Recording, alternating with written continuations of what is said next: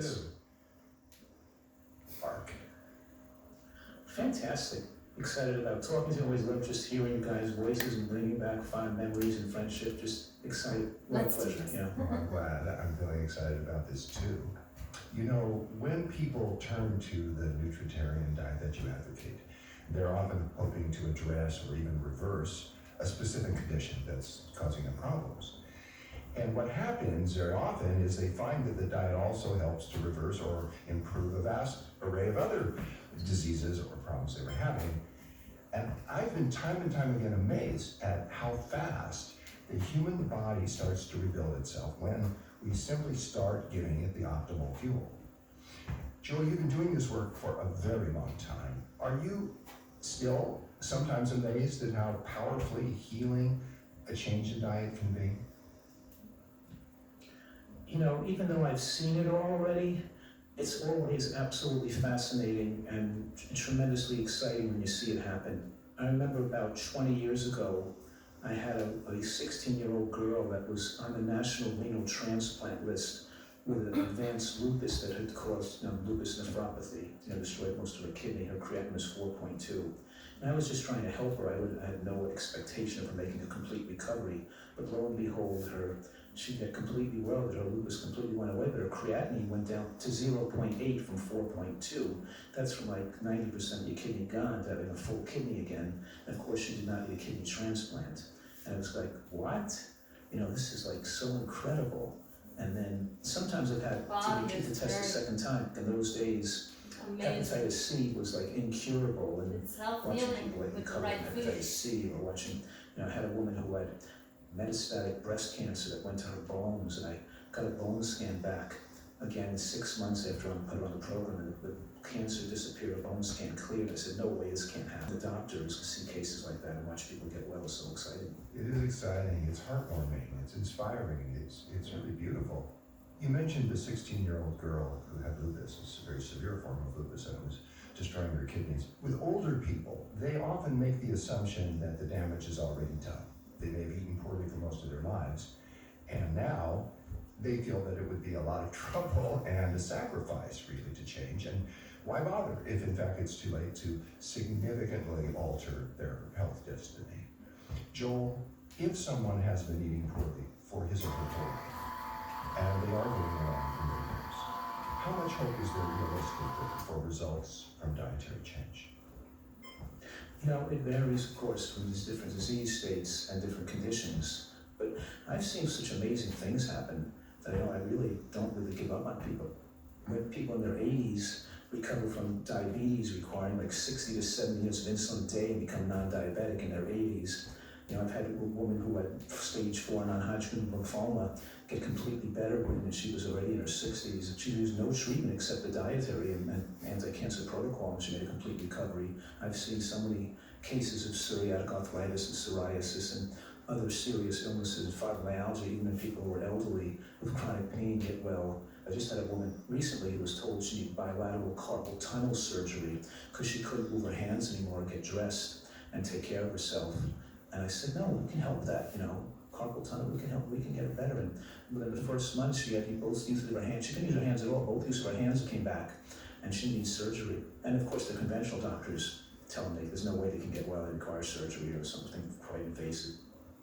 Well, that's really heartwarming to hear about, Joel. I saw a recent study of elderly adults, and it measured cognitive decline in these folks over a period of 5 years. And in the study, they found that eating 1 to 2 servings of green leafy vegetables daily was the equivalent of being cognitively 11 years younger compared to those who rarely or never consumed dark green leafy veggies. Joel, we hear a lot these days about the benefits of eating plenty of dark green leafy vegetables. What I want to ask you is this hype justified? And if so, what is it about dark green leafy veggies that makes them so powerfully helpful? Absolutely, the hype is justified. You mentioned one study that I'm not familiar with, but I can probably go to 100 other studies that show similar information. The green vegetables in particular have the strongest ability to protect and reverse diseases of all type, from breast cancer and prostate cancer to dementia to heart disease. Actually, We have ergothionein receptors on our cells. We have NRF2 transcription proteins are activated by the green vegetable ingredients, and green vegetables are most effective at obviously increasing the diversity of the microbiome and growing the best type of gram positives that adhere to the wall better of the villi, and then having more of an effect on preventing the glycemic.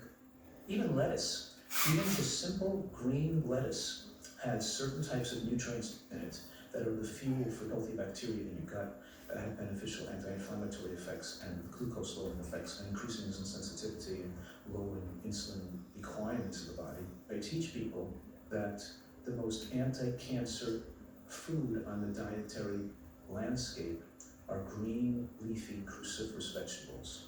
They actually have glucosinolates inside the cell wall and an enzyme called myrosinase in this kind of little packet in the cell wall. And when you're chewing it and you're breaking open the cells, you're causing a chemical reaction to occur in your mouth. A moment ago, you mentioned the antioxidant ergothionein. Mushrooms are probably the richest dietary source of this highly specialized antioxidant. All mushrooms contain some ergothionein, and oyster mushrooms probably contain the most. Joel, is it true that both mushroom consumption and ergothionein levels in the blood are strongly associated with better brain health? You know, isn't this crazy that this ergothionein receptor is on the cell surfaces of most of the cells in your body, and it stabilizes cells and keeps them, have an anti-aging effect on preventing aging of the DNA and shortening of telomeres? So what I'm saying right now is yes, and what it says, I think, is that in the development of the human species, and create apes and primates, at some point there must have been mushrooms, onions, greens, berries. These foods had to be primary important foods for primitive man, because we developed an immune system and a body whose health is dependent on access and regular consumption of these foods, like green vegetables, mushrooms, and onions. But the point is that these green vegetables, mushrooms, and onions are amazingly part of our body's system. It's like the bamboo shoots for the panda bear, and the greens, mushrooms, and onions for humans become an important part of our body's function and structure. Well, the evidence that mushrooms are potent in their breast cancer preventing effects keeps amazing me. One study found that eating a single button mushroom every day was linked to a 64% decrease in the risk of breast cancer. And a meta-analysis of 17 studies concluded that high mushroom intake was linked to a 34% lower risk of any cancer compared to low mushroom intake. You mentioned a study where there's 64% prevention, but we also have studies that show women who have cancer for 10 years, and one such study showed a 50% reduction in cancer recurrence in a study on seeds, and so we go on and on and on. Green vegetables, seeds, mushrooms, onions, the same foods that have a collection of really good studies showing to prevent cancer also have emerged a collection of studies giving these foods to people with cancer and seeing dramatic benefits at preventing recurrence and extending lifespan for people who already have cancer. So it means that even when you have cancer, these foods are very effective at preventing recurrence and saving your life. So it shows you that if you're alive, then you're not getting a coffin. It's still stuff your body can do to help you. As you speak about how mushrooms can help our immune system to destroy developing tumors and actually help us against cancer, the question comes to me, do mushrooms also help our immune systems to eliminate pathogenic microbial invaders? Exactly. What we're saying, to be clear, is the exact same foods that have cancer prevention effects, and those same foods which have effect to benefit people who have cancer. It's the same foods that have prevention against infection, inflammation, and pathogenic bacteria and pathogenic viruses. It's the same immune system. These same foods prevent cancer and prevent infection. I've designed a Nutritarian diet to contain the full content, the full variety of immune-supporting anti-cancer foods in the right proportion to make sure we include all those substances that work synergistically to support each other to allow the body's immune system to get full protection.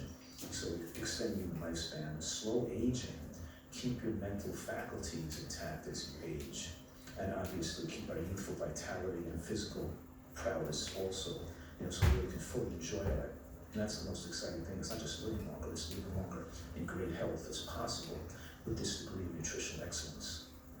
Which we achieve often by eating a whole foods plant-based diet, and a particularly refined version of that is your Nutritarian diet, which focuses on what you call, I love the acronym, the G bombs: greens, beans, onions, mushrooms, berries, and seeds and nuts. I think it's a very easy thing to remember, G bombs, and I've been impressed over the years by how many people do remember that and use that as a template to make sure that they get some of each of those foods in their diet every day. And then they get the results. What we see is that most people eating this way live between 90, 95, and 105 years old. And you don't sacrifice flavor and taste. You can make it taste just as good. It can be made to be the best tasting diet in the world. As you get healthier, your taste buds even get healthier, and your taste gets better. And you're not sacrificing, you're getting more pleasure in life. And the fact is, it gives you so much confidence about your ability to live long and live well. And so much confidence, it takes away the fear of disease. Most Americans eating a standard diet are living in chronic fear. They don't have good health, as they're taught that the human body is not meant to live a long time in great health. It's meant to break down. They're taught that these diseases are natural or expected, and their life after the age of 60 just completely falls apart. And obviously, living in great health gives us so much benefits that it makes our life so much more pleasurable and peaceful. And of course, emotionally, intellectually peaceful as well, because you feel more confident and you're not fearful. So I think it's all around makes for a happier life. When your diet is so nutritionally complete and nutritionally excellent, it makes you desire the right amount of calories. And you don't have to diet to lose weight because you don't feel like overeating anymore. Yes, I often think that we are surrounded by people who are overweight or obese, and many of them are actually undernourished, and they keep going to food because they're trying to get the nutrients that they aren't getting from their excessively high-calorie diets that are making them overweight or obese. So it's odd that we have a population of overfed but undernourished people. Exactly. It's absolutely true that as we increase the proportion of life-protective plant foods, such as greens, berries, onions, mushrooms, beans, and seeds, we reduce or eliminate animal products and ultra-processed foods. What happens is we dramatically slow the aging process and we substantially increase our healthy life expectancy. But Joel, the reduction or elimination of most animal-sourced foods does reduce our exposure to a few beneficial nutrients. And I'm thinking about zinc, vitamins K and B12, the long-chain omega-3s, DHA and EPA. I'm thinking about iodine. And I'd like now to discuss these nutrients with you one at a time. And let's start with B12. We know that our ability to absorb B12 decreases with age. And the result is that many older adults, including those who eat lots of animal products, are deficient in vitamin B12. And at any age, we absorb only a small proportion of the B12 that we ingest. So for these reasons, I see supplementation with vitamin B12 as important for most people, and actually as a clear necessity for vegans. Joel, would you agree, or do you see it differently? I've had a long career taking care of elderly vegans, and which originally started from my interest and involvement with the American Natural Hygiene Society, which was spearheaded by Herbert Shelton back in the 1950s. And they didn't recommend B12 in those days. One woman, she flew in from Sweden, and she had high homocysteine and developed heart disease due to B12 deficiency. And when I told her that she has to take B12 and it was low, her response to me was, Dr. Shelton doesn't recommend B12. I'm not taking B12. He doesn't recommend that. In other words, people develop such a strong philosophy that they are willing to commit suicide to hold to their philosophical idealism. But of course, the point is, I've seen many, many people damaged from B12 deficiency over these last 3.5 decades of my medical career. How much do you recommend that people take, and is there a particular form that you would suggest? I really think this discussion about which form is better wasted nuances and really doesn't matter. That cyanocobalamin and methylcobalamin both are effective in raising B12 levels in the blood, and I think that it doesn't matter what you take. And I think that vegans should take a hefty dose. Vegans should be taking at least 50 and maybe even close to 100 micrograms a day as they get older. It's better to take a hefty dose, and if you're taking that hefty dose on a regular basis, you shouldn't have to worry about which type of B12 you're using. Thank you for that. Let's talk about vitamin D for a moment. We know that when our skin is exposed to the sun, it makes vitamin D. Woo! And this is a substance that was once thought to be important 30-second only for rest. bone health. Drink But water. now, Such a belief in nutritional excellence, we want people to live to be 95 or 105.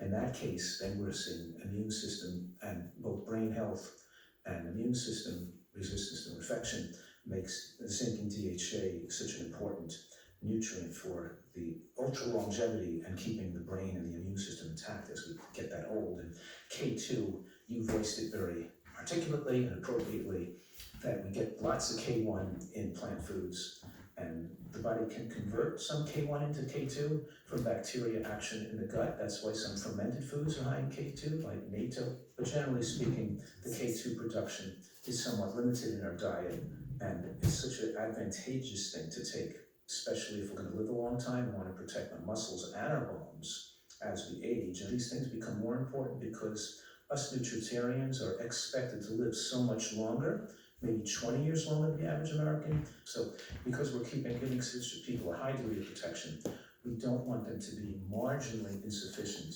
in these nutrients that can enable us to function better with full physical, immune system, and mental faculties as we get into our later years.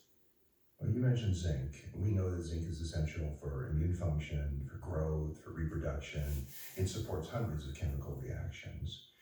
But while zinc is abundant in whole plant foods, it isn't readily absorbed. For example, beans, whole grains, nuts, and seeds all contain zinc, but they also contain substances that inhibit zinc absorption. And for these reasons, zinc levels are often lower in vegetarians and vegans, and I think it's important for these folks to take a zinc supplement, particularly for men, since zinc protects against both prostate enlargement and prostate cancer. What I want to ask you, Joel, is how much zinc should a person take? How do they know how much should they take? And is there a particular type of zinc that you would suggest? Yeah, again, just because the studies show that there's benefits from zinc in prostate cancer does not mean there's any less beneficial for women. Don't forget, years ago, the risk of death was still infection, and pneumonias were still most of the bigger cause of death than cancer, and zinc has been shown to reduce risk of pneumonia and support immune function in later life in both men and women. But zinc certainly is difficult to measure because zinc in the blood is not accurate for zinc stores. There's a few acceptable types of zinc that people can take, and that, like zinc picolinate, but there's a few other types that are acceptable as well. And I think that we should achieve approximately the RDI through supplemental forms. In other words, we don't need to take 25 to 50 milligrams of zinc a day, certainly taking 5 to 10, let's say 10 milligrams or 8 milligrams, something like that. So we can have an excellent zinc level. We don't have to hyperdose it. When you were mentioning vegan diets, we have today a great number of people moving in a plant-based direction with their eating, and some are doing it for ethical reasons, like concern for the animals, or for environmental reasons, such as wanting to lower their carbon footprint and fight climate change. And both of those reasons, both of those entry how much zinc points does that into have? a I get 11 for the men's, and women get strike me as 5.5. legitimate Oh, okay. and valid and important. That's good. See, that's why I think it's When good that we people take a are multi. motivated by those reasons, they may to get stop these eating few meat, things and that might they may even cease be eating other foods that necessary. are derived from animals, but they still don't adopt the healthiest diet. And it's probably never been easier than it is today to be a junk food vegan. When I see people becoming vegans for ethical reasons, for environmental reasons, I have two very distinct feelings. On the one hand, I admire them, I appreciate their ethics, I applaud their sense of social responsibility, and on the other, I'm concerned for their health. Joel, what would you want these folks to know? Well, I appreciate that, but it's important because I have a similar viewpoint. My viewpoint is that if they know all the proper information, then they have the right to do whatever they want, and that's great. But the problem is that people aren't getting the right information. So they really need all the facts present. It's like smoking. A person should have the right to smoke cigarettes, but they should know how dangerous smoking is for their health. They shouldn't just think it's okay. And people are giving wrong information. And there's so much new evidence that we have come out in the last decade to really change the face of nutritional science. But in any case, back to what you were saying, there was a study that came out of Britain 2 years ago that showed that vegans had 50% increased incidence of hip fractures and bone fractures Yeah. because these British vegans are mostly eating processed foods and, cakes and bread and pasta, and they weren't eating enough green vegetables, beans, and nuts and seeds. Whole food plant-based is the key. Joel, I've heard you say in another context that in your clinical experience, you've seen a number of elderly male vegans who were severely deficient in DHA and who developed Parkinson's disease. We know that the omega-3 fatty acids, DHA and EPA, are crucial for brain health and neurological health throughout all stages of life. And many people know that they need omega-3 fatty acids in their diet. So what they'll do is they eat fish as their primary source of these nutrients. And fish can be high in these nutrients, but fish today is often also very high in mercury and other contaminants. And there are ecological issues as well. So what I want to ask you, Joel, is what would be the optimally healthy way for people eating a nutritarian diet, or even eating simply a whole foods plant-based diet, to be sure they are getting enough DHA and EPA? It's a really good question too, but interestingly is that not only has there been about a dozen studies to show increased risk of cognitive impairment and also brain shrinkage, brain atrophy linked to low DHA levels. Massaging my We've also seen muscles. recent studies in the last 2 years come out to show that And you see the me do omega-3 this. index below 4 increases risk of all-cause mortality, all causes of death, including cancer death and heart attack death from having exceedingly low levels. I have a unique experience, I think, of any plant-based doctor, because not just the fact that I've been a person advocating plant-based eating for so many decades, but also because of my involvement in the communities where I was the primary doctor for the natural hygiene community. And these people were my mentors and people I looked up to. Did not get cancer, they didn't get heart attacks, lived a long time, but some of them passed away prematurely of Parkinson's and the rest of them got dementia. So almost to every single person I had, Dr. Sigwa, Dr. Shelton, Dr. Vetrano, all my people that I admired and learned from, all developed some neurologic problems later in life. And I became the doctor for a lot of this community of elderly individuals. I was checking their DHA levels and finding shockingly low levels, and some people almost had 0 levels that developed Parkinson's. And then, of course, seeing that the brain's susceptibility to toxins increases when you don't have DHA and EPA, when your omega-3 index is so low. We're talking about the omega-3 index, which is the percent of long-chain EPA and DHA on the cell membrane in proportion to the omega-6 fats on the cell membrane. So, in other words, in order for the plant-based omega-3 fatty acids to have their positive effect, you have to have a favorable body weight. So now that those omega-3 fats you're taking can favorably affect your omega-3 index adequately. So that's where eating a diet that includes such healthy foods, so much fiber, and you're getting rid of so many empty calorie junk foods, particularly salad oils like mayonnaise and coconut oil, and getting all the oils out of your diet and getting the fat off your body, and then taking some vegan DHA is when we see the best anti-inflammatory effects. The importance of having enough DHA in your body just can't be overstated. A recent study, it took place over 11 years. It involved more than 2,000 participants, and they found something that I found startling. When comparing omega-3 index to conventional cardiovascular risk factors in older adults, they found that having a low blood omega-3 index was as strong a predictor of mortality as smoking. I saw that study. Did that surprise you?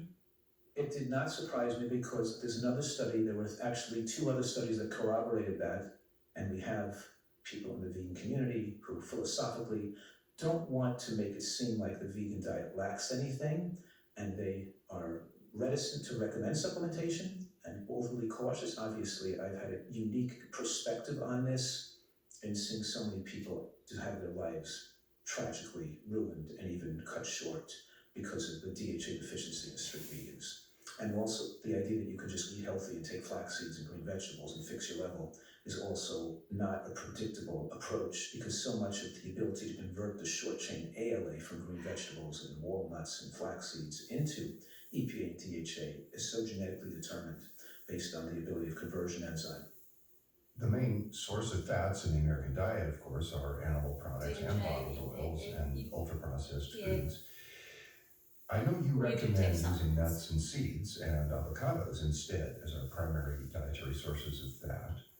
Can you tell us why? Yeah, absolutely. You could ask me, what are the two most powerful findings in the scientific literature over the last decade that changed the thoughts about human nutrition upside down?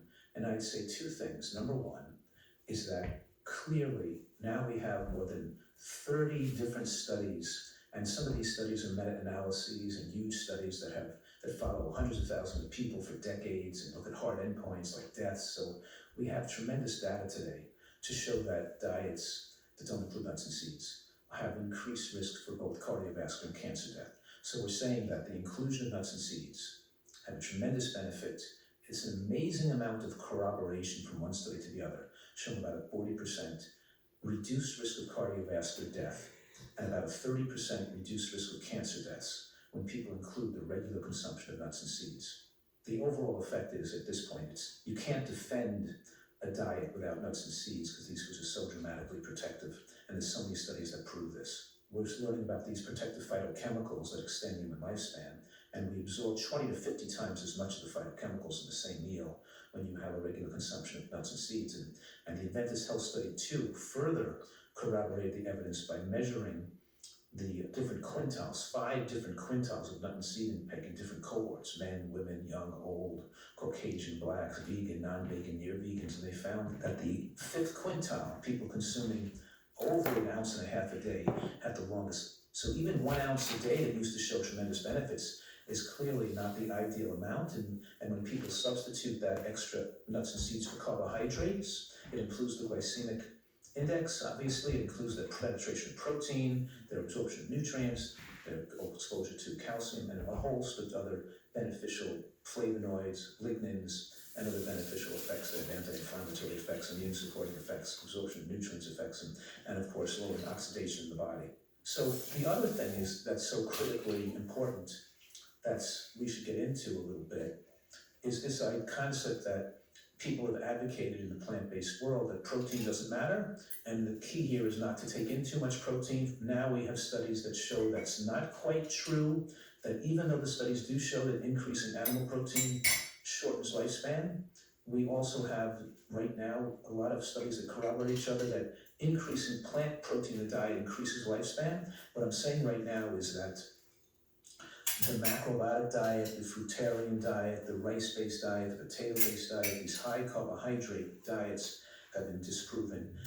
The overwhelming amount of data shows that those high carbohydrate diets that are low in nuts and beans and greens are not the ideal way to be on a vegan diet because you're not going to push the envelope of human longevity.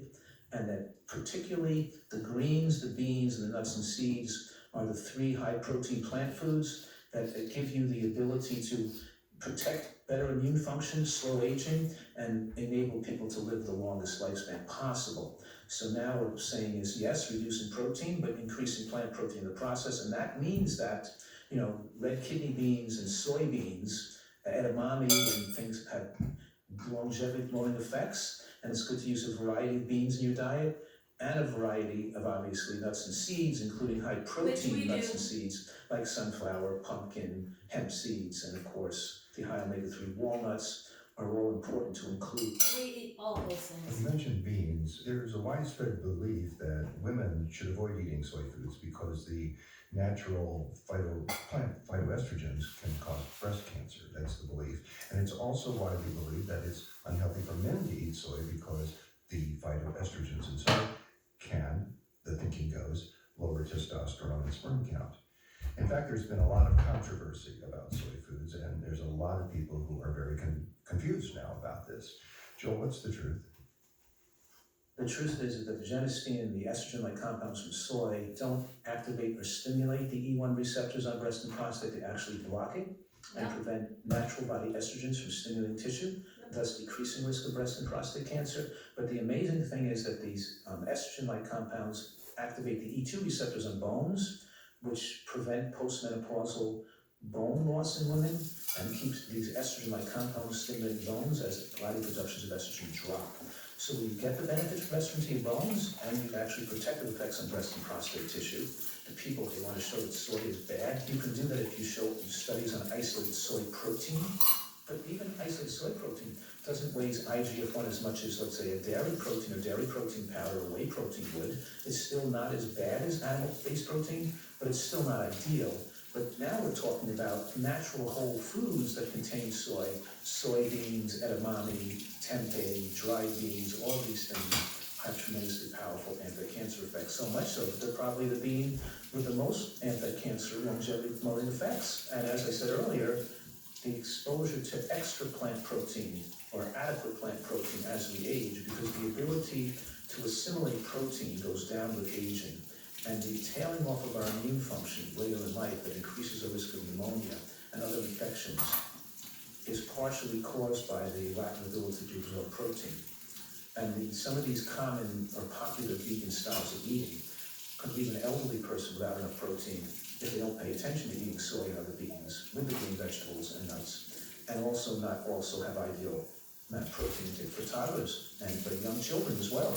It's true that in middle age, when you have high protein bioavailability and absorption, people can get by on those way of eatings that are protein marginal, but not as we're aging, and certainly not in the young growth phases of life. I'm talking about protein. Egg whites are one of the most concentrated sources of animal protein in the American diet. And egg yolks are one of the most concentrated sources of cholesterol.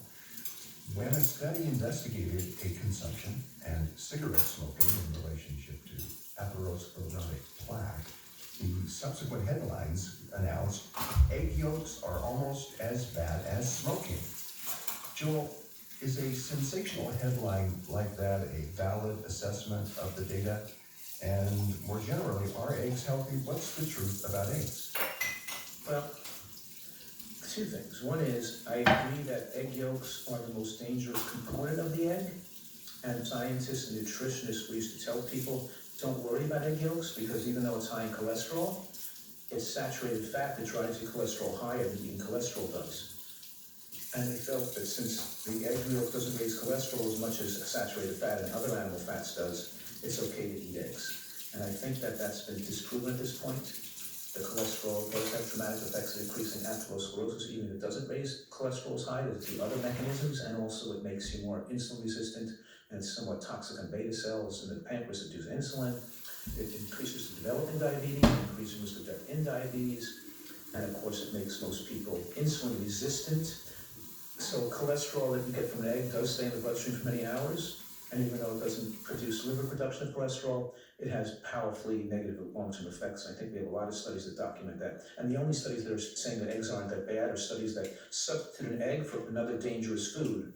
Like they say, okay, so you take the eggs out and you give people, commercial baked goods instead.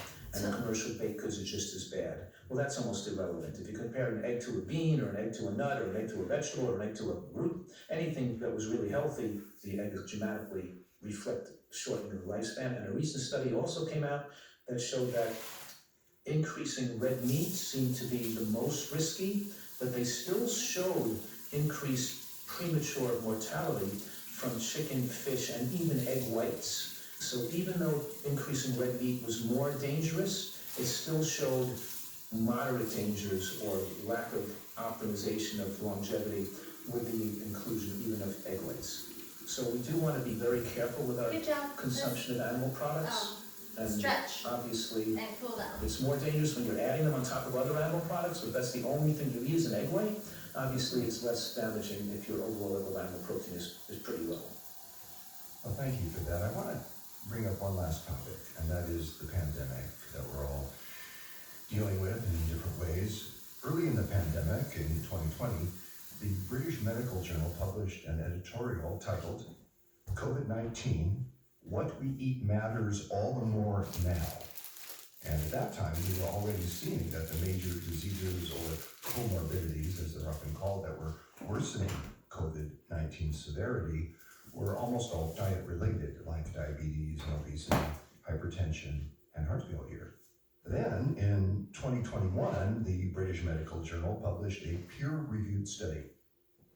in which the researchers surveyed healthcare workers with high exposure to COVID-19 patients across 6 countries on their dietary habits and their COVID-19 outcomes. And they found that people who followed plant-based diets had a 73% lower chance of developing moderate to severe COVID-19 illness, whereas those who followed low-carb, high-protein diets were 48% more likely to have moderate to severe COVID-19 illness. Joel, can you help us to understand why eating a whole foods plant-based diet is so protective against severe cases of COVID-19? It's clear that much of the modern world is in poor health. The point I'm making right now is that we have a very small percent of people who are healthy eaters. The reason COVID has become so tragic, so dangerous, taking so many lives, and ravaging and spreading through society so rapidly is because most people are immunosuppressed due to their poor diets. If people eat a healthy diet, nobody's talking about it in the media, the government, they're only talking about drugs and vaccines, and nobody talks about the protective effects of healthy eating. And obviously, it's a tragic mistake causing people to die needlessly. And we see in COVID, obviously, it's clear as day, killing people in proportion to that their diet is poor, and they have comorbidities they learn through the poor diet. And that doesn't even seem to be a wake-up call to have people change the way they're eating and you start eating healthy foods. I mean, I'm sure for some it has, but for the masses, obviously, it hasn't. And I think we missed a tremendous opportunity. Saying we, meaning the people running our governments across the world, have missed this tremendous opportunity they could have had to motivate and educate people to eat healthier. And they have not taken advantage of this opportunity. And so COVID could have been an opportunity to educate the modern world and reduce cancer rates and heart attack rates simultaneously, and we just wasted it, and obviously going in the wrong direction, more obesity and more bad health and bad diets than ever before. I agree. It is a really missed opportunity. Last fall, you, along with the Versa Foundation and the T. Cohen Campbell Center for Nutrition Studies, launched a new public health research study regarding nutrition and COVID-19. What are you hoping to learn? I don't think that we're hoping to learn that much except document the benefits so that it will be more accepted by the general population and getting more publicity to allow people really to understand how important it is to eat healthy foods. And the reason to go for nutritional excellence all the way is to enable the body to heal all the damage occurred from your bad diet in the first half of your life. The miracles happen when you do this all the way, because then you see the body's full ability to unleash the miraculous self-healing powers of the body and to remove those defects that when accumulate could build up to cancer. If you don't get a lot of good nutrients in your body and eat really healthily, and it takes a while to get really great health, eating healthily, and by doing it to a high degree of nutritional excellence, obviously can work quicker and more effective and can really protect you and remove your fears, give you confidence, and protect you and your family, wives, people I know, and so it should be something that will and save other people too in the process. So we have this tremendous power at our disposal. We're mostly being killed by the fast food, processed food, and poor eating habits. Joel, the nutritional wisdom you share so beautifully is scientifically Good job, guys. It can help us to maintain our ideal weight. It can help us to